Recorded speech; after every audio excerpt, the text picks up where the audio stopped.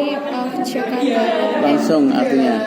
Oh, Kisah Jakarta dan 7 bidadari. Ya, terus.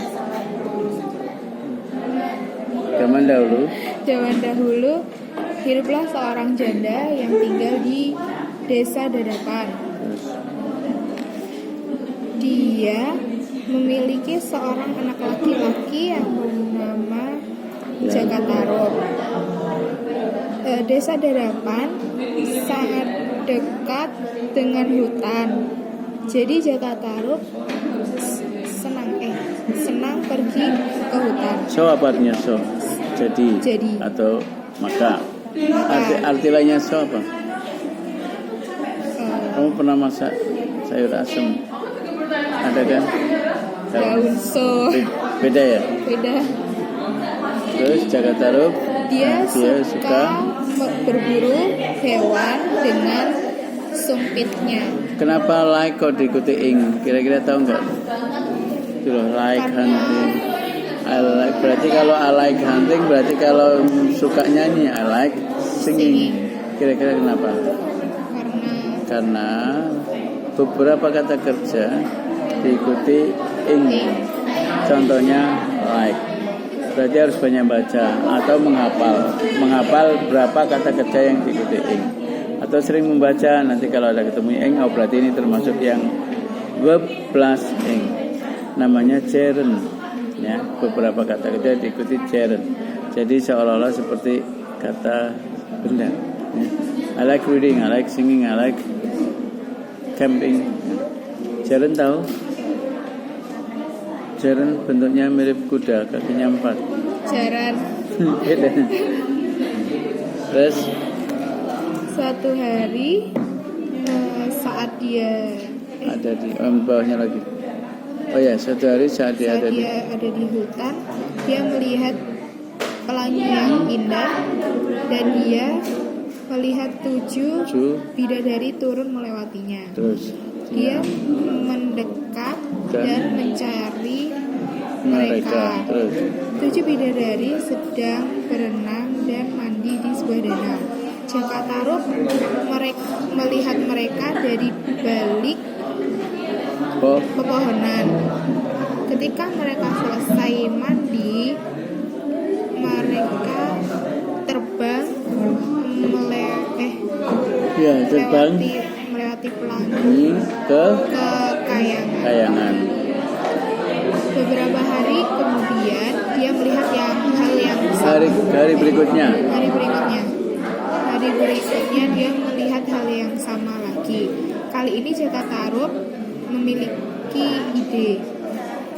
Dia mencari gaun dan ketika dia menemukan mereka, dia mengambil salah satu dari mereka. Ketika mereka selesai berenang ya ini juga finish diikuti sambil diapalin ya. Tadi udah ketemu like, finish, nanti yang lain. Terus ketika mereka selesai berenang dan mandi, mereka mencari gaun mereka. Salah satu dari mereka tidak menemukan gaunnya. Teman-temannya harus segera pergi ke kayangan, jadi mereka meninggalkannya. Dia menangis sambil tetap di dalam air. Jakatarub mendekatinya. Kenapa kamu menangis, wahai nona? Aku kehilangan gaunku, jadi aku tidak dapat pergi ke rumah. Di mana rumahmu? Aku tinggal di kayangan. Aku seorang bidadari. Namaku adalah Nawangwulan. Tetapi aku kehilangan gaunku, jadi aku tidak dapat terbang lagi. Jika kamu tidak keberatan, aku akan mengambilkan gaun ibuku untukmu. Oke, tolong lakukanlah. Tunggu aku di sini. Aku akan segera kembali. Kemudian Jakatarub pergi ke rumah untuk mengambil gaun ibunya dan memberikannya untuk Nawangwulan. Dia memintanya untuk tinggal di rumahnya bersama ibunya. Tak lama Setelah itu, Jakataruk menikahi Nawangwulan. Sebagai seorang bidadari, Nawangwulan memiliki kekuatan spiritual. Dia punya ability, kemampuan di atas rata-rata manusia. Dia dapat memasak nasi dengan 1 tangkai padi, dan ketika selesai, mangkok akan penuh dengan nasi. Tetapi harus ada satu syarat. Mangkok tidak boleh dibuka sebelum selesai. Jakataruk sangat terkejut dengan kemampuan istrinya. Dia sangat penasaran dengan itu.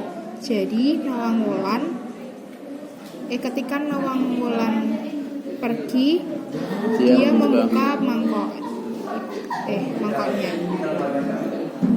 Akibatnya kekuatan Nawang hilang. Dia harus memasak seperti manusia biasa. Beberapa bulan kemudian, Nawangwulan melahirkan bayi perempuan yang cantik. Dia memberinya nama Nawangsi.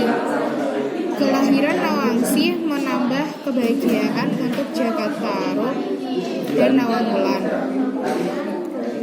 Semenjak Nawangwulan tidak dapat memasak karena Nawangwulan tidak dapat memasak lagi secara efisien, dia membutuhkan lebih banyak nasi daripada biasanya. Stok nasi di gudang mereka menipis cepat. Lalu satu hari dia mengambil beras di sana.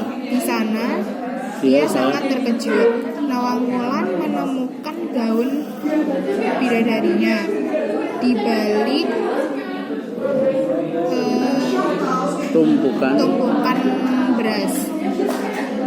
Dia langsung memakainya dan berbicara kepada Jakataruk. "Wahai suamiku, sekarang aku telah tahu apa yang kamu lakukan kepadaku. Maafkan aku, istriku. Aku mengakui bahwa aku melakukannya karena aku mencintaimu. Aku mencintaimu juga, tetapi aku telah menemukan gaunku. Aku harus segera pergi ke kayangan. Aku seorang bidadari. Tempatku tidak di sini. Aku harus segera pergi sekarang. Bagaimana dengan Nawangsi? Dia membutuhkanmu. Aku akan meninggalkannya, tetapi jangan khawatir. Aku akan merawatnya. Kapanpun dia membutuhkanku, aku akan datang. Maka dari itu, untuk tujuan itu, tolong bangunlah sebuah menara. Ketika Nawangsi menangis, taruh dia di atasnya, kemudian panggil namaku. Aku akan segera datang. Tapi aku tidak akan terlihat olehmu. Selamat tinggal, suamiku. Kemudian Jakataruk membangun sebuah menara di belakang rumahnya.